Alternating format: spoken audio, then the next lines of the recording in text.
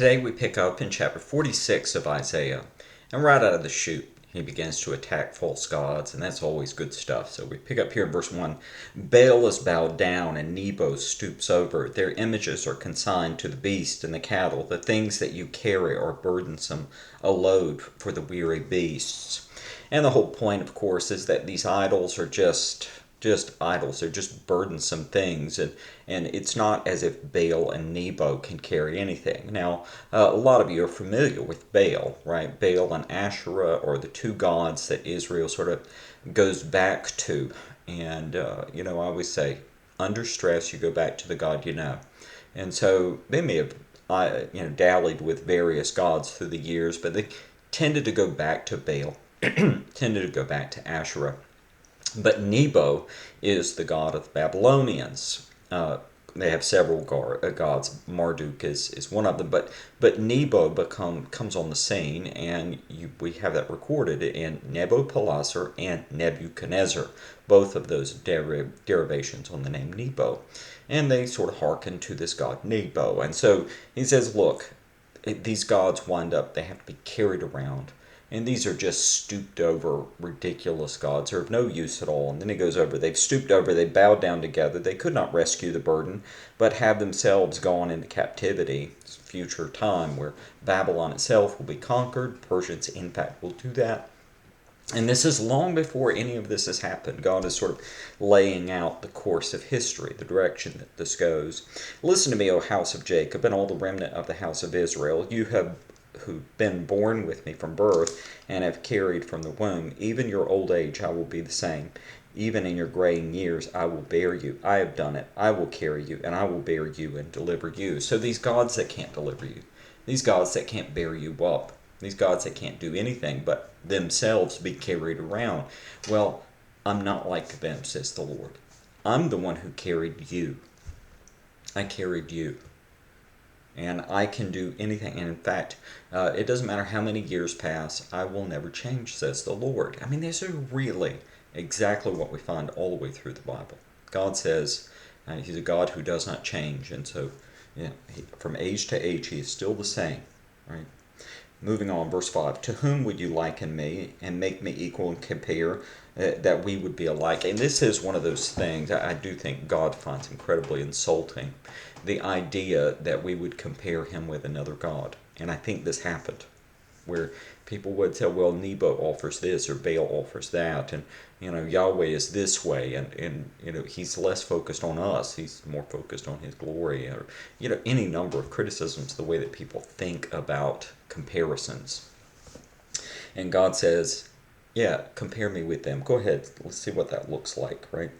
Those who lavish gold from the purse and weigh silver on the scale, hire a goldsmith and make it into a god. They bow down, indeed they worship it. They lift it up on a shoulder and carry it around.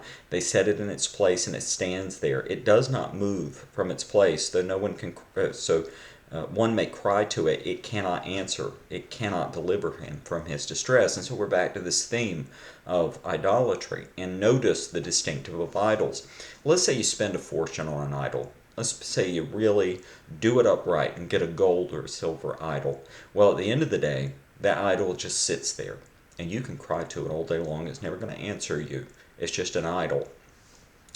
And remember this, and be assured, recall to mind you transgressors. Remember the former things long past, for I am God and there is no other. I am God and there's no one like me, declaring the end from the beginning and from ancient times things which have not been done yet, saying, my purpose will be established and I will accomplish my good pleasure. I will accomplish my good pleasure. God claims sovereign control. And you'll notice here that as he states this, he says, look, you can't compare me with gods like that. And it really is no wonder that right out of the chute with the Ten Commandments, you shall make no graven image, because people do. They love antiques. They love the feeling of gravitas that objects give. There's certain sacredness to expensive objects and old objects. And God says, you're not going to do that with me. You're never going to reduce me to something like that, because I can't be reduced that way. I can't be encapsulated that way. Don't you dare. I'm the God of history before it ever happens. I mean, it's great stuff. Calling a bird of prey from the east, a man of purpose from a far country. Truly I have spoken. Truly I will bring it to pass. I have planned it. Surely I will do it. Listen to me, you stubborn-minded who are far from righteous. I will bring near my righteousness. It is not far off, and my salvation will not delay. And I will grant salvation in Zion and my glory for Israel. And you see here this sort of push that God makes, right? And he is going to call Cyrus from a far country. He is going to use these foreign powers to bring judgment on Israel, but also to return justice on those he uses for judgment. This is God's thing. And in essence, God is saying, this is all just in essence a series of objects on a board, and I'm the one who moves those around.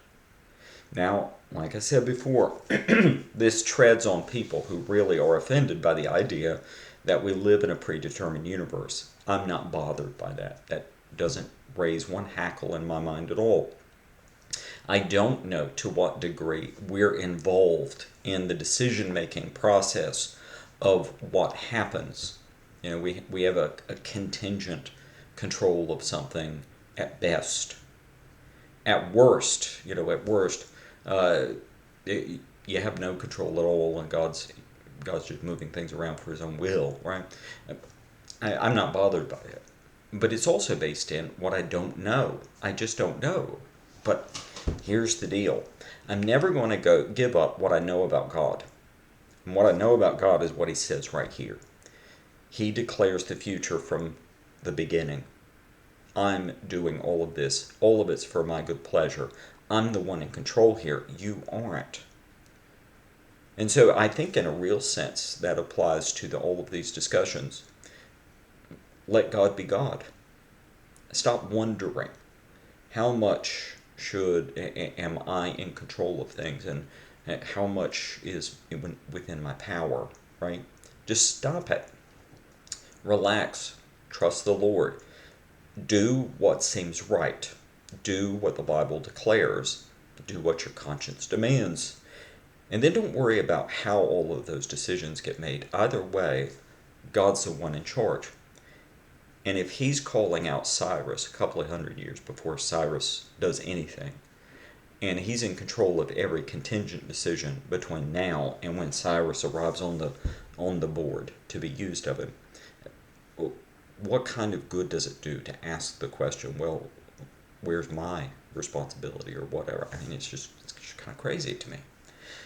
But also, if you let go of all that discussion, it gives you a real permission just to live in a constant trust of the Lord and not worry about too much. I think that's probably a preferable way to live, if not even emotionally a bit more satisfying, for whatever that's worth.